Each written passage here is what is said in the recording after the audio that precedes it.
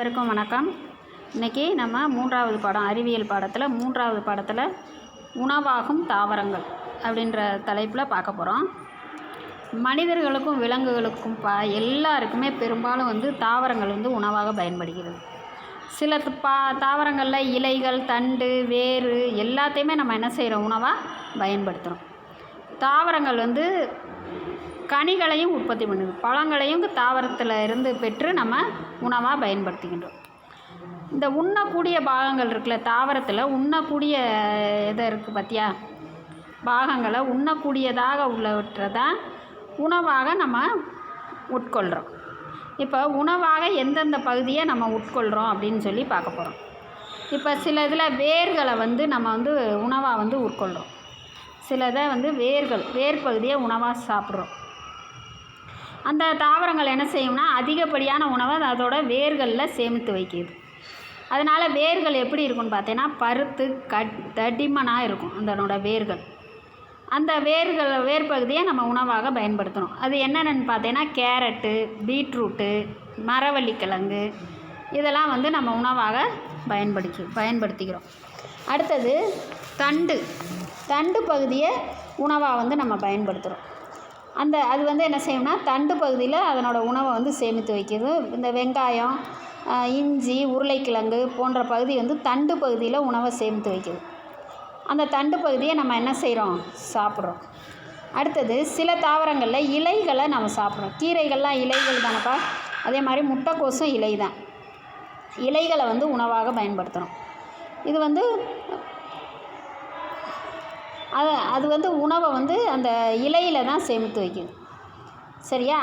அதுக்கு எடுத்துக்காட்டு என்னென்னு பார்த்தீங்கன்னா முட்டைக்கோசு, கீரை, கொத்தமல்லி இதெல்லாம் இலைகளை நம்ம உணவாக பயன்படுத்துகிறோம். அடுத்தது சில தாவரங்களில் பூக்களை நம்ம உணவாக பயன்படுத்துகிறோம். பூக்கள் தாவரத்தோட கவர்ச்சியான பகுதி. அதுதான் அதனோட இனவிருத்திக்கு பயன்படக்கூடியது. அந்த பூக்கள் வண்டுகளெல்லாம் ஈர்க்கக்கூடிய இதில் இருக்கும். முதவே சொல்லியிருக்கேன். சரி, இந்த பூக்கள் கவர்ச்சிகரமான பகுதி. இது உணவாக நம்ம பயன்படுத்துகிறோம். இதுக்கு எடுத்துக்காட்டு என்னென்னு பார்த்தோன்னா வாழைப்பூ, காலிஃப்ளவரு, கிராம்புமே ஒரு பூ தான். சரியாப்பா? அடுத்தது பழங்களையும் நம்ம சாப்பிட்றோம். உனக்கு தெரியும், பழங்கள் இருக்குல்லப்பா, அதை சாப்பிட்றோம்ல. உண்ணக்கூடிய பழங்கள் நிறைய இருக்குது.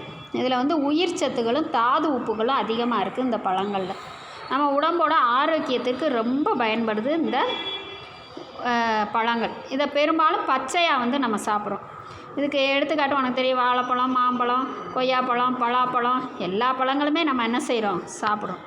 அதோட உணவாக தானியங்களையும் நம்ம என்ன செய்கிறோம், பயன்படுத்துகிறோம். தானியம்னு சொன்னாவே பருப்பு வகைகள், பயறு வகைகள், இது எல்லாமே தானியம்தான். அதோட தானியன்றதோட இது எல்லாமே விதைகள் தான். இதில் கார்போஹைட்ரேட் ரொம்ப அதிகமாக இருக்குது, புரதச்சத்து அதிகமாக இருக்குது. இதுக்கு எடுத்துக்காட்டு என்னென்ன பாருப்பா, அரிசி, பருப்பு வகைகள், எல்லா பருப்பும், கடலைப்பருப்பு, பாசிப்பருப்பு, துவரம்பருப்பு, கொண்டக்கடலை, தட்டாம்பயிறு, பயிர் வகைகள் எல்லாம், வெந்தயம் எல்லாமே இதுக்கு எடுத்துக்காட்டு. அப்போ நம்ம தாவரங்களில் எல்லா பகுதியுமே என்ன செய்கிறோம், உணவாக பயன்படுத்துகிறோம். இப்போ எதை உணவாக பயன்படுத்துகிறோம், வேர்களை பயன்படுத்துகிறோம், தண்டு பகுதியை பயன்படுத்துகிறோம், இலைகளை பயன்படுத்துகிறோம், பூவையும் உணவாக பயன்படுத்துகிறோம், அதோட பழங்களையும் உணவாக பயன்படுத்துகிறோம். அது போக விதைகளையும் என்ன செஞ்சிடறோம், நம்ம உணவாக பயன்படுத்திடுறோம். இந்த மாதிரி இருக்கிற இந்த தாவரங்களை நம்ம நல்லா சாப்பிட்டு உடம்பை நல்லா வச்சுக்கணும்.